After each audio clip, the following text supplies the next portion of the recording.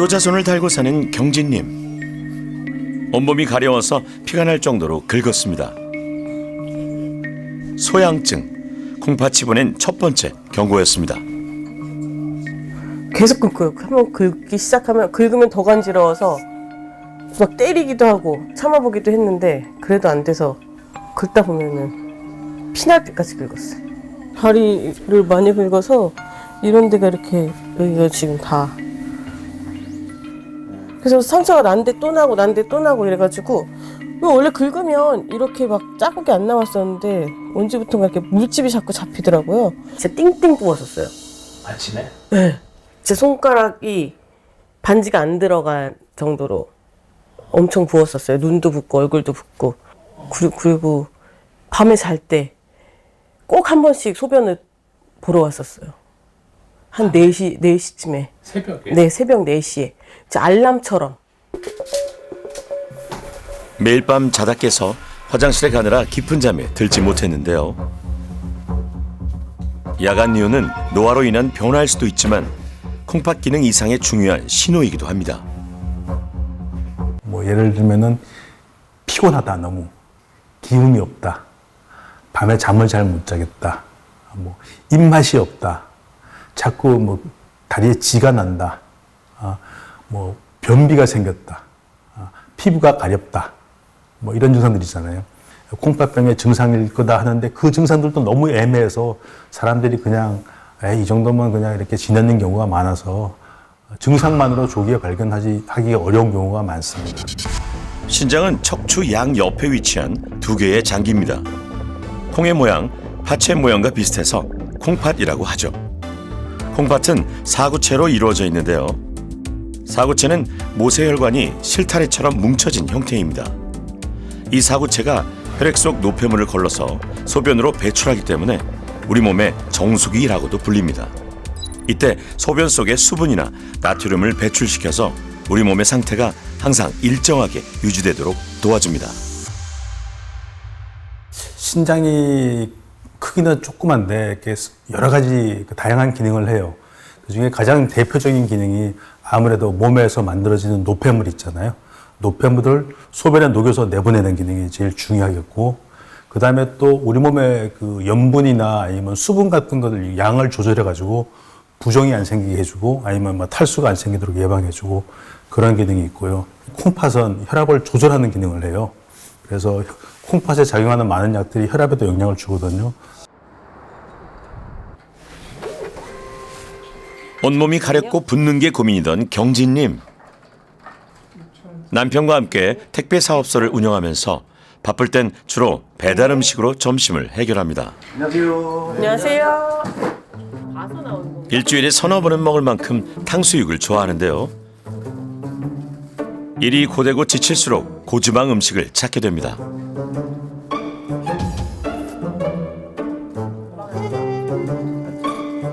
문제는 퇴근 후 저녁 식사까지 육류 위주의 외식을 즐긴다는 건데요.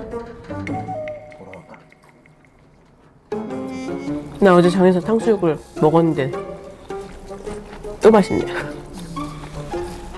튀긴 음식이나 이런 네, 것들 튀긴 거 제일 좋아하시죠? 좋아해요. 쿠폰이 한 300 정도요. 네? 쿠폰이 한 300 정도요. 자랑하는 거야 지금? 쿠폰짜리. 주로 육류 같은 거 되게 좋아하시나 봐요. 두 분 다. 네. 두 분이서 드시면은 뭐 1kg는 그냥 드신다고. 그치, 1kg 둘이서 먹지. 7kg 먹죠.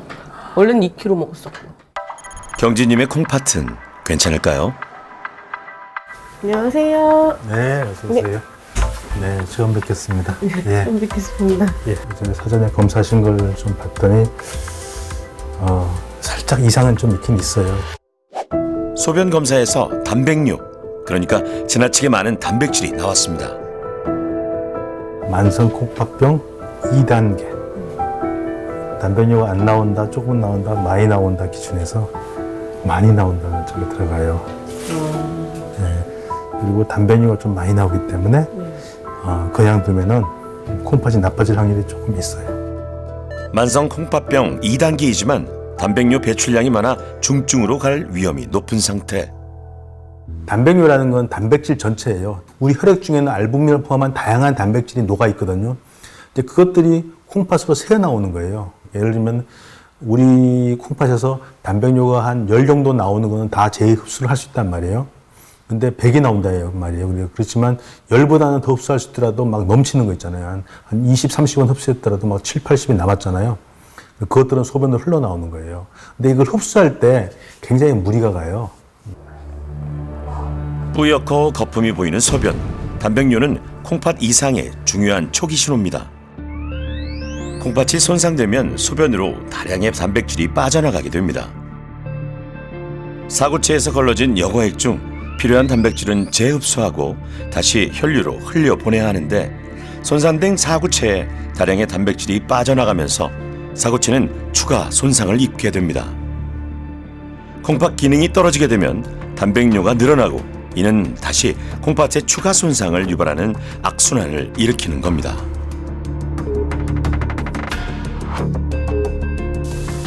식습관이 중요한데요. 특히 단백질을 한꺼번에 많이 섭취하면 콩팥에 부담이 됩니다. 결국 우리가 먹는 음식 중에서 3대 영양소 있잖아요. 탄수화물, 지방, 단백질인데 탄수화물하고 지방은 우리가 섭취를 하고 나잖아요. 그러면 그게 대사되고 나면은 물하고 이산화탄소만 남아요. 근데 단백질은 찌끄레기가 남아요. 고기를 많이 먹잖아요. 그러면 그 단백뇨가 있는 분들 같은 경우에 이 단백뇨 양이 늘어나요. 세 번째 귀하신 몸. 건강한 생활 습관을 자부하는 명주님입니다. 평소 소식을 지향하며 건강하게 먹으려 노력 중인데요. 아버지께서도 신장이 안 좋으시니까 너도 평소에 나랑 비슷한 증상들이 있으니 한번 같이 신청을 해보자 라고 말씀을 해주셔가지고 아버지께서 신청하셨어요. 당뇨와 고혈압 가족력이 있지만 명주님은 아직 특별한 질환 없이 40대를 맞았습니다. 딱 하나 명주님을 괴롭히는 게 있습니다.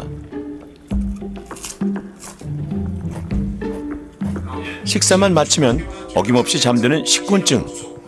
식사 후 혈당이 갑자기 높아지면서 생기는 일명 혈당 스파이크 증상입니다. 공복 혈당이 기준치를 벗어났길래 한 3년 전쯤에 그래서 많이 신경 썼어요. 밥 먹고 나면 그러니까 조금 식단에 만약에 탄수화물 먹기 전에 야채 안 먹는다던가 그러면 이제 엄청 약간 취해 있어요. 그 위잉한달까? 식곤증을 없애보려고 식사량을 줄여도 보고 운동도 해봤지만 별 효과는 없었습니다. 식후 피로와 식곤증도 콩팥과 관련이 있을까요?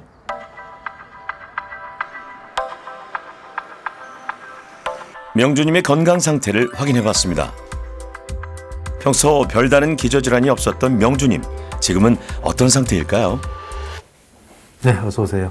처음 뵙겠습니다.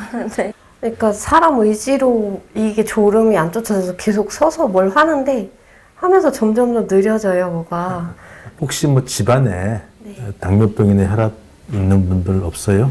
친할머니는 상관없죠. 친할머니 고혈압에 당뇨셨던 거는 상관없죠. 아, 그 조부모시니까. 관련 있죠. 한 석 달 동안 혈당을 갖다 이렇게 어떻게 흘러왔는지 보는 그런 검사가 있거든요. 네.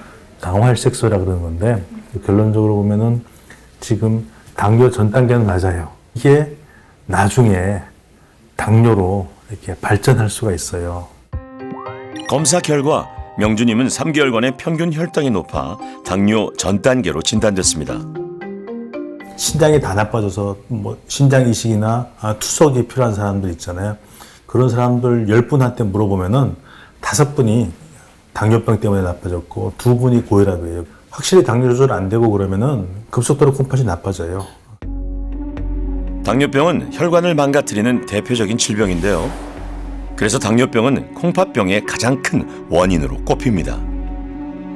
당뇨병으로 혈액 내에 고농도의 포도당이 흐르면 각종 부산물과 노폐물이 쌓이게 되고 혈관이 손상을 받습니다. 콩팥의 여과 기능을 하는 사구체가 모세혈관으로 이루어져 있기 때문에 콩팥의 모세혈관들도 굳어서 제 기능을 잃게 되는 겁니다.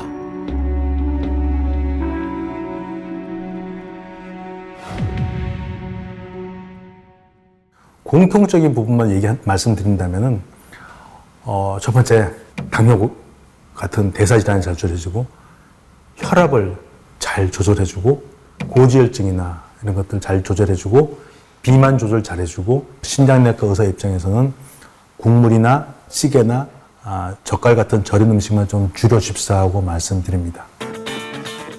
콩팥병은 원인 질환의 치료와 함께 식사요법이 중요합니다. 귀하신 몸을 위해 모인 최고의 의료진. 전문가의 콩팥병 개선 프로젝트. 당뇨 전 단계인 명주님은 당뇨병으로 진행되지 않도록 혈당 관리를 철저히 해야 콩팥병을 예방할 수 있습니다. 고혈압 15년 차 만성 콩팥병 3기인 재성님은 나트륨과 단백질 섭취량을 조절해야 콩팥병의 진행을 늦출 수 있습니다. 만성 콩팥병 2기인 경진님은 체중 감량과 단백질 섭취 조절이 필요합니다.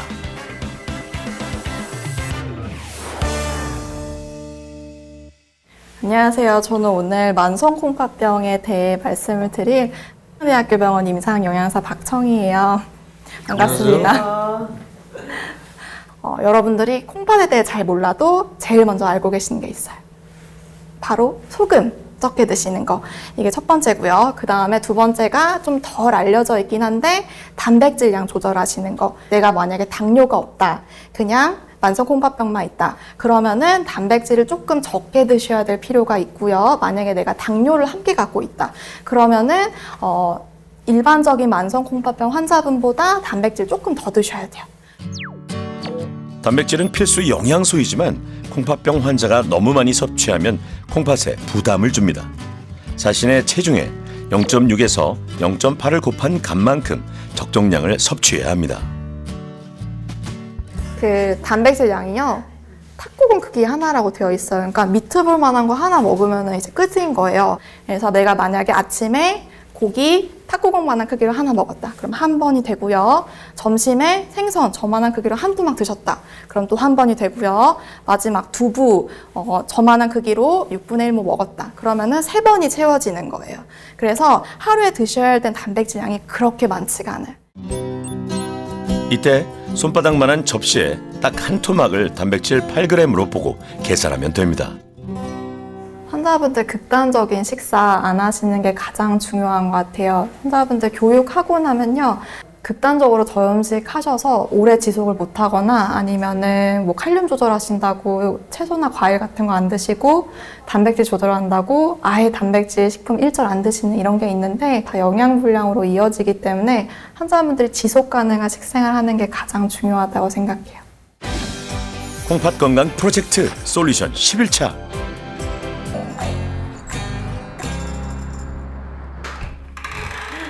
안녕하세요. 어서 오세요. 세 분 중 가장 힘든 도전 앞에 선 경진님. 침 힘들었어요. 이만큼만 먹느라고. 그죠? 경진님은 열이가 앞서 너무 적게 드셔서 문제였습니다. 콩팥 관리 중 흔히 하는 실수로 영양 불균형은 피해야 합니다. 저염식은 정말 잘하고 있다고 제가 판단을 했고요. 네. 대신에 조금 아쉬운 점은 이제 이게 다이어트식이랑 많이 헷갈리거든요. 네, 그래서 맞아요. 환자분들이 식사량을 막 줄이셨어요. 지금 한 1800칼로리 정도 드셔도 충분히 체중이 빠지고 그다음에 좀 포만감이 더 많이 들 텐데 지금 한 1300, 1400 정도로 많이 내려가서 드실 때 많이 배고프실 거예요. 그래서 네. 간식 같은 걸 잘 끼워 넣으셔야 돼요. 경진님의 체중은 78kg. 계산하면 하루 47g의 단백질을 섭취할 수 있습니다. 단 한꺼번에 먹는 게 아니라 세 끼에 골고루 나눠 먹어야 합니다. 한 접시에 단백질 8g으로 계산하면 하루 5, 6접시를 먹을 수 있는 거죠. 좀 더 쉽게 살펴보자면요. 지저분한데. 고기 좋아한다고 하셨잖아요. 우삼겹. 네. 우삼겹 드시고 네. 대패 삼겹살. 네. 또 있어요. 제가 그러면 한 회 분량이 이 정도는 먹을 수 있나요? 한 회 한 덩이? 분량이요? 한 접시에 8g 단백질 정도 기준으로 하면은 이 정도 되는요? 한 덩이는 좀 안 될 거예요. 네. 한 덩이는 좀 안 되고 딱 타코공 크기. 정말 작은 양이죠. 단백질 단백질 반찬은 어떤 거 드세요? 두부랑 두부 드시고 닭가슴살, 닭가슴살 드시고 계란 같은 거 드시고 네. 그리고 계란 한 접시 분량 기억나세요? 하나요. 네, 하나 네. 정도 드시고 그다음에 이런 닭가슴살 같은 거는 네.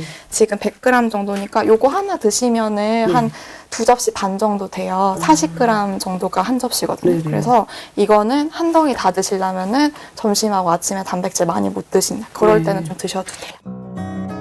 경진님은 체중을 줄여야 해서 고지방 육류보단 닭가슴살 같은 저지방 육류가 좋습니다. 하지만 단백질 섭취량이 너무 적어도 위험합니다. 뭐 신장이 나쁜 분들 같은 경우에는 이렇게 노폐물을 배설을 못하니까 고기를 많이 먹으면 노폐물이 많이 생기잖아요. 그렇죠? 그 노폐물이 많이 남으니까 몸안에 요독증이 심해질 거고, 그렇죠? 또 고기를 많이 먹으면 단백뇨가 많이 나오면서 이게 콩팥을 망가뜨리니까 제한을 하는데 그냥 그러다고 완전히 안 먹어 그러면 안 돼요. 우리 몸은 필수 아미노산이 필요해요. 우리 몸이 못 만드는 그런 게 필요하거든요. 그래서 육류 섭취를 단백질 섭취가 필요합니다. 어느 정도. 이제는 영양이 부족하지 않도록 몇 끼에 한 토막씩 단백질 식품을 챙깁니다. 네, 고등어 아니에요? 네 고등어요. 냉동실에 염장된 고등어가 있어가지고 그 영양사 선생님이 염장된 생선은 쌀뜨물에 30분 정도 담갔다가 먹으면은 많이 괜찮다 하셔서 지금 그렇게 먹고 있는 거예요. 콩팥에 무리를 주지 않기 위해 나트륨 섭취를 줄이는 노력도 계속됐는데요. 외식 대신 집밥을 해먹고 요리 과정에서 소금 간도 대폭 줄였습니다. 여기는 간을 아무것도 안 해요? 여기다가는? 네.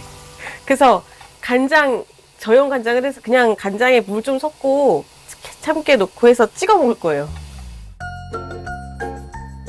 1 작은 술을 넣으면 되는데 얘가. 이제 물을 조금 아, 거기다가 또 물을 섞어요? 네. 이렇게 하면 짠맛이 나요. 그래도. 조리 과정에서 양념을 더하는 것보단 식사 중 양념을 따로 찍어 먹는 편이 나트륨 양을 줄이는 방법. 과거 중국집 VIP에서 저염 도시락까지 싸가며 노력한 경진님. 2주일 동안 폭식과 외식을 일절 끊고 저염식과 적절한 단백질 섭취에 성공하셨는데요.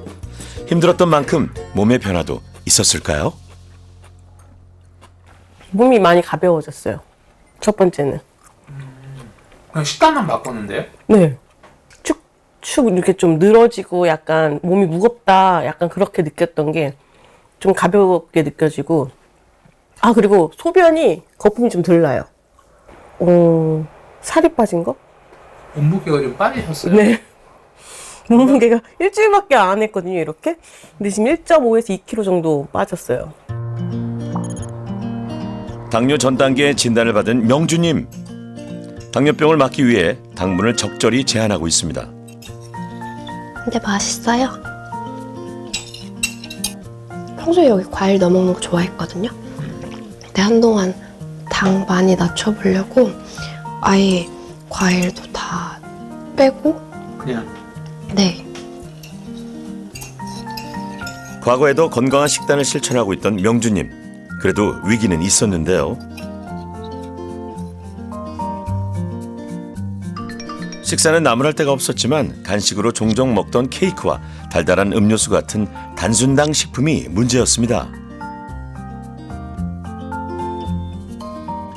근데 영양사 선생님이 보시더니 어느 날 제가 지방을 40%를 먹고 있어서 안 좋다는 거예요. 그래서 네, 저 오늘 먹은 거 다 잡곡밥에 채소인데요? 그랬더니 한 번 그날 이제 사람들 만나느라고 커피에 조각 케이크 먹고 그 조각 케이크 집에 이제 티라미수 한 조각 가지고 와서 또 먹은 게 있거든요.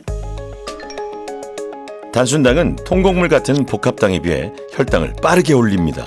일명 혈당 스파이크인데 반복되면 좋지 않습니다. 혈당이 그러니까 급격히 올라가는 부분, 식후에 막 급격히 스파이크를처럼 이렇게 쫙쫙 올라가는 분들이 있거든요. 그런 분들, 그런 타입에 있는 분들이 나중에 당뇨로 가거나 아니면 다른 합병증이 생길 위험이 높대요. 음식을 먹고 혈당이 올라가면 그걸 많이 소모하는 데가 근육이에요. 근육에서 소모를 하거든요. 근육이 많으면 그 혈당이 올라갈 찬스가 없잖아요. 근육에서 소모하기 때문에. 기본적으로 운동할 때도 소모를 하지만 기초대사량에서도 근육이 많으면 이렇게 소모를 해주니까 혈당을 덜 올리잖아요. 그렇죠? 우리 몸의 근육은 혈당을 소모하는 역할을 하는데요.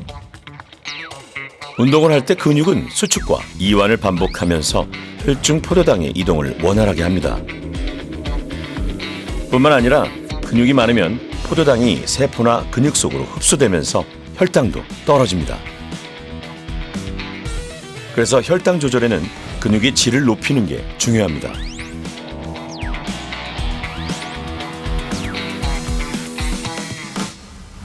명주님에겐 혈당 조절을 위한 근육 강화가 시급한 상황. 운동 전문가의 도움을 받기로 했습니다. 식후 혈당이 급하게 오르는 혈당 스파이크 증상을 개선하는 운동법. 안녕하세요. 네. 집에서도 할 수 있는 운동들을 좀 알려드리려고 왔거든요. 네. 딱 제가 이제 체형을 봤을 때는요. 네. 이게 유산소 운동만 해갖고는 네. 크게 도움이 안 되실 수도 있을 것 같아요. 근육 운동하라는 얘기 좀 맞아요. 들어봤어요. 근력 운동을 많이 하셔야 됩니다. 먼저 옆에 준비되어 있는 물병을 잡으시고 이제 500ml짜리 물병이고요. 네. 집에 만약에 아령이 있으면 네. 아령 갖고 해도 돼요. 좀 제일 쬐끔한 걸로. 아니면 조금 무거워도 되니까 대신에 없으면 물병으로 하시면 됩니다. 이 상태에서 손을 이렇게 올렸다가 위로 만세 하고 굽히고 내리고 하나 이두근과 어깨 근육을 동시에 강화하는 상체 근육 강화 운동. 네, 둘 하나 둘 셋 넷. 이 상체 운동은 이런 식으로 괜찮으시면 10번을 한 세트로 해서 2에서 3세트 정도 그렇게 해주시면 좀 도움이 될 겁니다. 이때 호흡이 중요한데요. 물병을 들어 올리며 근육이 힘을 줄 때 숨을 내뱉고 물병을 내릴 때는 숨을 들이마셔야 합니다. 종아리 같은 경우는 뭐 TV 언론 매체에서도 많이 들어보셨겠지만 제2의 심장이라고 하거든요. 그래서 이 혈액이 내려갔다가 다시 올라올 때 이 근육이 많이 도움을 줘요. 그래서 혈액순환을 위해서도 이 종아리 운동이 좋은데 간단합니다. 이 상태에서요. 발 뒤꿈치만 드시면 돼요. 하나, 천천히 내리고 둘, 내리고 셋, 내리고 내가 이거 할 때 크게 불편감이 없다 그러면은 저항을 좀 주는 거예요. 손을 올리시고 무릎에다가 무릎을 누르면서 그 힘을 이겨내면서 올리시는 거예요. 그러다가 천천히 내리고 둘. 지금 TV를 보면서 셋. 한번 따라해 보세요.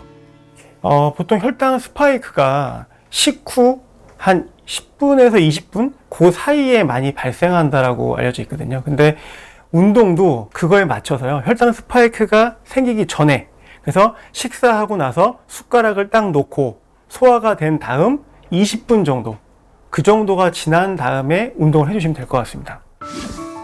귀하신 몸의 콩팥 건강 프로젝트 2주일 동안의 솔루션이 끝났습니다.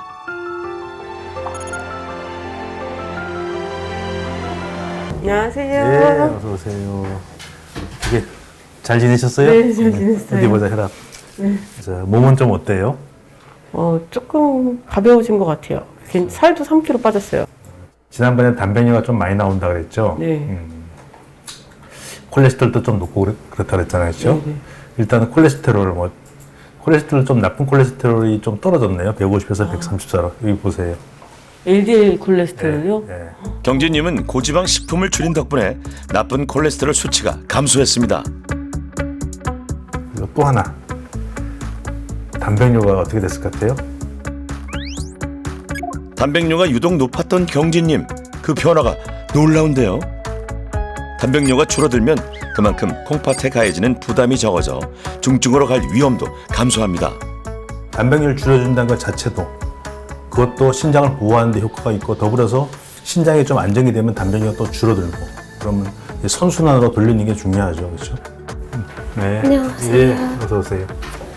이렇게 그동안 잘 지내셨어요? 네, 잘 지내셨어요? 원래 지난번에 검사했을 때 당화혈색소가 당뇨 전 단계에 포함되어 있었잖아요. 네. 그래도 이번에도 당원 받는데 역시 공복 혈당은 역시 좋아요. 괜찮아요. 88로 아주 좋아요.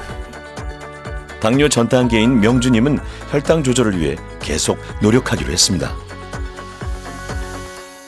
당뇨 전 단계 있는 분들이 이렇게 치료를 안 하고 이렇게 잘 지내다 보면은 1년에 한 뭐 5%, 10% 정도는 이제 당뇨로 바뀐다 그래요. 그래서 조금 이렇게 운동을 좀 하고 식사 조절 해주면은 그런 걸 좀 줄일 수 있다는 거죠. 그렇죠? 케이크 같은 거? 사실 평소에 그렇게 많이 먹는 편 아니라고 생각해서 괜찮다 생각했는데 그것도 그냥 의식적으로 더 줄여보려고 합니다. 깜짝 놀랐어요. 2주 해가지고 뭐가 뭐 얼마나 크게 변하겠어 했는데 단백질 수치가 거의 400이 내려간 거니까 이렇게 크게 변화가 있으리라고 생각 못했어요. 앞으로 좀 계속하면 이거 좀 안전하게 유지를 할 수 있겠다. 아무리 신장이 계속 안 좋아진다 해도 그 생각이 들었어요. 늦으면 돌이킬 수 없게 예방이 중요한 콩팥병. 콩팥을 지키려면 혈관을 망가뜨리는 당뇨병과 고혈압, 비만을 관리하고 이를 위해 생활 습관을 완전히 바꿔야 합니다. 콩팥병은 가장 무서운 생활 습관병이기 때문이죠. 당뇨 초기에 어떤 분들은 치료를 잘하고 관리 잘하면 이게 회복이 돼서 이게 콩팥병이 없는 상태로 이렇게 돌아가는 분도 있어요. 특히 고혈압이나 당뇨가 있거나 집안에 무슨 콩팥병을 가진 분들이 있으면은 일단 혈압을 재보고, 그렇죠? 그리고 피 검사를 해서 사후 제거율을 보면 되거든요. 그다음에 소변을 받아서 거기서 단백뇨가 나오는지 요 정도만 봐도 웬만큼 콩팥이 이상이 있다 없다 이렇게 확인할 수 있거든요. 꼭 병원을 찾아서 괜찮은지 확인하고 잘 관리하면은 콩팥병이 생기는 걸 예방할 수 있습니다.